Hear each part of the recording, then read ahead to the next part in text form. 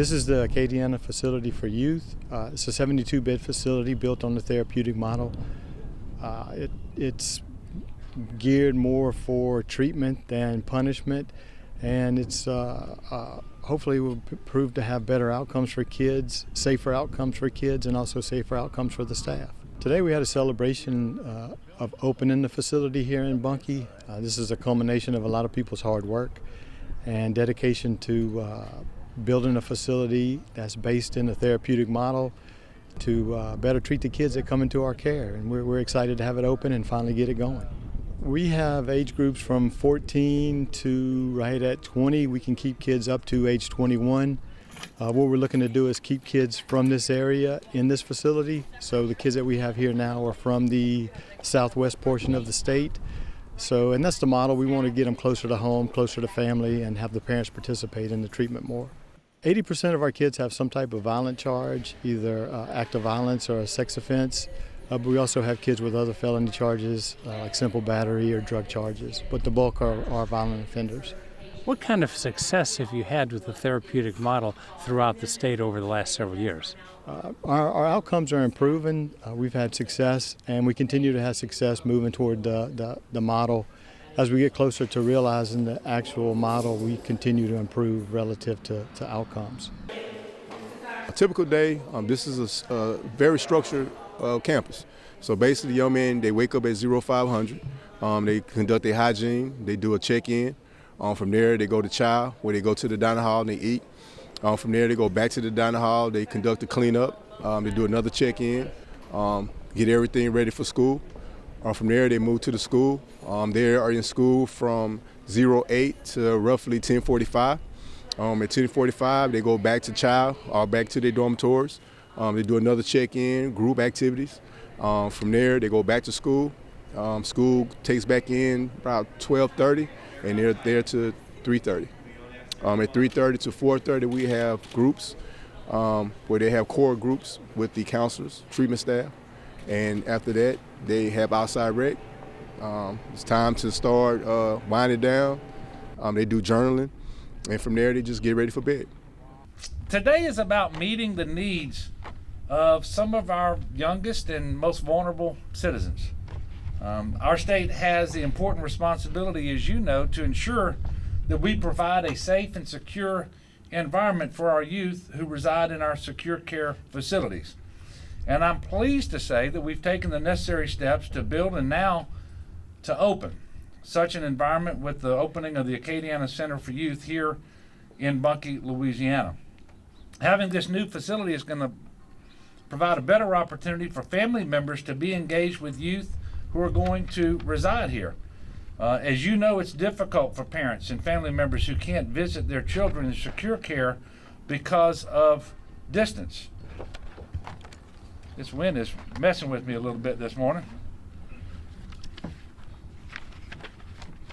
So imagine the number of youth who are adversely affected by the absence of their parents and their family members. And if they're too far away from home and they don't have meaningful opportunity for community re-engagement. We all know that family input and participation is vital to their treatment process. In fact, when family members are engaged and supportive in this process, we know that it helps change the entire course of that child's future. And studies have shown that when parents and family members have the ability to effectively engage, the youth's chances of reoffending is greatly reduced. And I firmly believe that our secure care facilities should not strictly focus on housing our troubled youth. Instead, they have a duty to ensure that they and their families are served with the very best resources and treatment that we can provide them. After all, we are engaged in the therapeutic model. It's based on therapy, not just housing. We know that that doesn't work. And I'm proud to tell you that the design of this center, this facility, is based on a core youth-centered treatment philosophy in which staff provide a learning environment for the youth to grow and to develop. And the environment here will emphasize relationship building, character development, healthier relationships, choosing the right alternatives to negative behaviors. And the structure here will provide a sense of community as well as a sense of accountability. And I'm so proud of the fact that we're here today to mark the opening of this facility, and I will tell you, it would not have happened without the efforts of a number of people, including Dr. Bush, the Deputy Secretary of OJJ, Mayor Bruce Coulon, Representative Johnson, who is here. I want to thank him for fighting tirelessly for the funding for this facility to be open. Senator LaFleur and also Senator Johns. And Senator Johns is a native of Bunkie. He's actually in Lake Charles now, but I will tell you, he has been at the forefront of the fight to make sure that we could do this. And I don't want it to be lost on anyone. The reason we are here today is because we have finally achieved, through bipartisan compromise, budget stability in the state of Louisiana. Really, for the first time in a decade. We are not running deficits, we're running small surpluses because of very hard decisions that had to be made. But without that, we wouldn't be here today. And so I want to thank all of the legislative leaders in the House and in the Senate for working with us to achieve that bipartisan compromise. And it's because our economy is doing so much better today than it has in the past that we actually have the budget stability now that we need, and actually revenue growth, in order to fund some of these critical priorities such as the Acadiana Center for Youth. So I want to thank all of you for your dedication in making this facility a reality. I want to ask that you continue to work with us, partner with us as we continue to move Louisiana forward in a much better and more positive direction. And finally, I would ask that God bless this facility and all of the people who live here and all of the children who are going to reside here, so that they can return to their communities, to their families, and be successful. And that's what we want for all of our children. And that certainly applies to the children who are in our secure care facilities. And so God bless you. Thank you for being here. And Dr. Bush, I really appreciate you. Thank you, sir. Today, I'm just very honored that we're delivering not just something that provides economic opportunities for our people, but also provides a second chance for young people of the state of Louisiana. This is a very different model from what Louisiana has done in the past in terms of our juveniles. And I see Ms. Donna DeSoto here, who, when I started prosecuting, she taught me all I needed to know about juveniles. And Ms. Donna really taught me what it meant to make sure that juveniles got a second chance. And I can tell you, when they walk through the doors of this facility, and it's happening at such a good time that we're opening it in the Easter season, as Jesus Christ teaches us to be merciful and teaches us to give second opportunities and forgiveness. When young people walk through this facility for the first time in their lives, maybe, they will be given a second opportunity. And that's what's important. And so I know that comports with the governor, who often quotes Matthew 25, and comports with his pro-life message. And I want to thank him here today for being here with us. I want to thank him for what he's done for the state of Louisiana. And I know come election time, we don't want to turn back the clock to what we had 4 years ago. We want to keep going forward. And I encourage you to support him in his efforts, as I will. I thank you, Governor, for what you've done for us today. And I thank all of you for your efforts and what you've done to make this a possibility. And we will not let the state of Louisiana down, Governor. The people of Avoyelles Parish are resilient people. We will make the state proud. Thank you all very much for this opportunity. Thank you, Dr. Bush. We're giving the youth of our state, who have some real challenges ahead of them, an incredible opportunity to be productive citizens, to do something with their lives. And that's what the real purpose of this is, and we're proud to be a part of it. So again, to my friends, congratulations. It's great to be here. Governor, thank you. I will tell you, this man never wavered one time on this project. He said, we're going to make it happen. We're going to find a way to get this thing open. So Governor, thank you so much for your incredible commitment that we've had. I'm sorry Senator LaFleur is not here yet. I hope he does make it, because he's had a real passion for this also. Again, good to be home. Thank you very much for having me. Thank you, Senator Johnson. Again, I wanted to echo the governor's leadership on this. Again, it wouldn't be possible without him and the representatives and the local elected officials that are here today.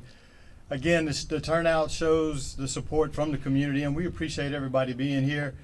As you know, these gates are going to be locked, these fences are going to be here, but we're going to need the community to step up and step in and help support this facility, help support the kids that are here, and just do what you can to kind of help us out. We're always willing to work with anyone who wants to come in and help these kids.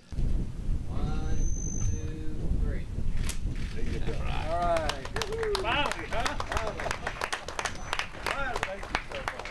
I'm excited because this is the newest facility we have in secure care for youth in Louisiana, and it's going to allow us to have that therapeutic model that we have actually tried to adhere to in these other institutions. However, they were built more like prisons, and so this is just going to be a much better center. It is smaller, it's going to be cheaper to staff, cheaper to operate and maintain, but most importantly, for the up to 72 young people who are going to be residents here, it gives them a second chance to be good, productive citizens. That's what this is about. This is our 4th facility. We hope to replace our other facilities on this model, and we're working toward plans to do that.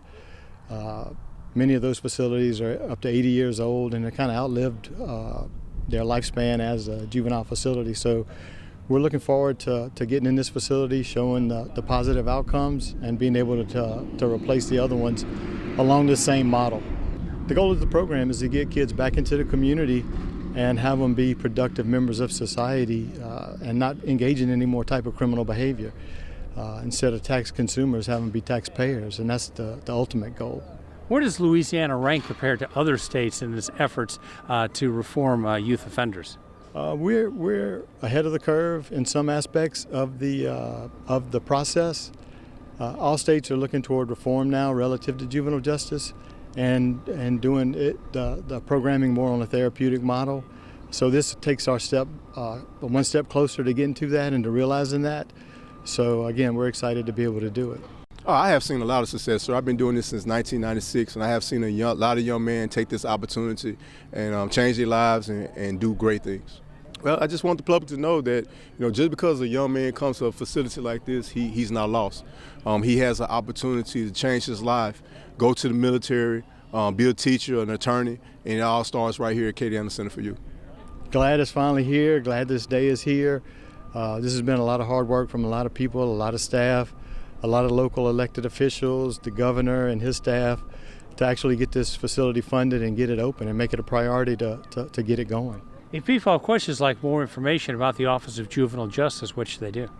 The Office of Juvenile Justice has a really good website. We have a lot of information on there relative to data, phone numbers. Our central office is located in Baton Rouge, and the number is 225-287-7900. They can call that number anytime and try to get some information if they would like.